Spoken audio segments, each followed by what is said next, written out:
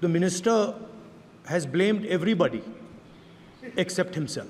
I don't even think he understands the fundamentals of what is going on here. The Indian examination system is a fraud. Millions of people believe that if you are rich and if you have money, you can buy the Indian examination system. मेरे को मेरे राज्य की, मेरे सूबे की जनता की स्वीकृति मिली है। मैं किसी की, मेरे बौद्धिक और मेरे संस्कार की सर्टिफिकेट मेरे को सारी सदन में किसी से नहीं चाहिए। ये जो कहा गया देश की अभी की एग्जामिनेशन सिस्टम रबिश है सर, इससे दुर्भाग्यजनक बयान देश की नेता प्रतिपक्ष का कुछ नहीं हो सकता है। मेरे सरकार की हिम्मत है, अभी हमने पब्लिक एग्जामिनेशन की रेगुलरिटीज में बिल लाए, कानून बनाए। क्या मजबूरी था कांग्रेस पार्टी की? क्या मजबूरी था नेता प्रतिपक्ष की? It's obvious to the whole country. It's obvious to the whole country that there is a very serious problem in our examination system. This is not just a question of NEET, it is in all the major examinations. Now, the minister has blamed everybody except himself. Right? I don't even think he understands the fundamentals of what is going on here. आप प्रश्न क्या है आपका? आ रहा हूं sir. Sir ये मैं question को सेटअप कर रहा हूं। इसलिए प्रश्न पूछते हैं।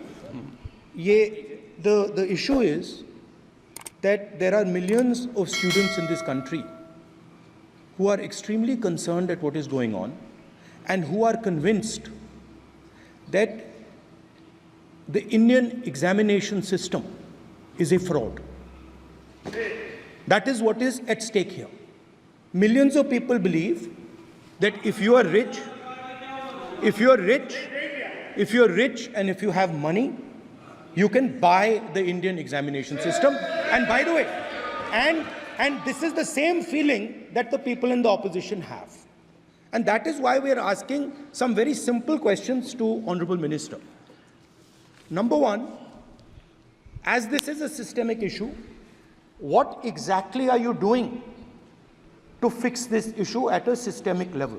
मेरे जो शिक्षा है, मेरे जो संस्कार है, मेरे जो सामाजिक जीवन है, मेरे को मेरे राज्य की, मेरे सूबे की जनता की स्वीकृति मिली है। मैं किसी की, मेरे बौद्धिक और मेरे संस्कार की सर्टिफिकेट मेरे को सारी सदन में किसी से नहीं चाहिए। देश की प्रजातंत्र में चुन के मेरे नेता प्रधानमंत्री मोदी जी को प्रधानमंत्री की भूमिका दिया है। मैं उनकी निर्णय से यहाँ उत्तर दे रहा हूँ सदन को।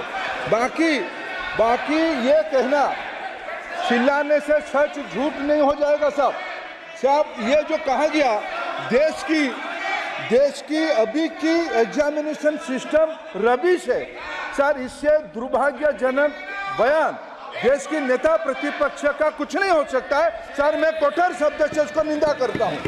बाकी रहा, मैं सर आपके सामने, आपके माध्यम से देश के सामने सर एक तथ्य रखता हूं सर। जिन्होंने रिमोट से सरकारें चलाई है, 2010 में 3 बिल आया था सर शिक्षा सुधार के लिए। उन्हीं की पार्टी के नेता आदरणीय कपिल सिब्बल साहब 3 बिल लाए थे।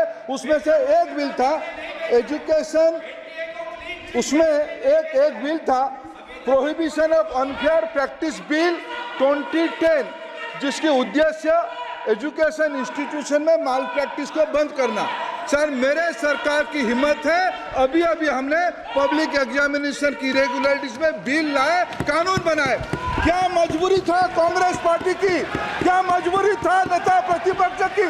उन्होंने उस बिल को उल्टा किया, किसके दबाव में उल्टा किया? क्या निजी मेडिकल कॉलेज की दबाव में, उनकी घूसखोरी की दबाव में उन्होंने उस बिल को उल्टा किया था? सच सुनने की सामने नहीं है। ये मैं किसी की विद्वता पे प्रश्न नहीं उठाता हूं, लेकिन सच 2010 में शिक्षा सुधार की बिल उन्हीं की सरकार ने लाया था, दबाव में उन्होंने उल्टा किया। ये हमको प्रश्न पूछते हैं।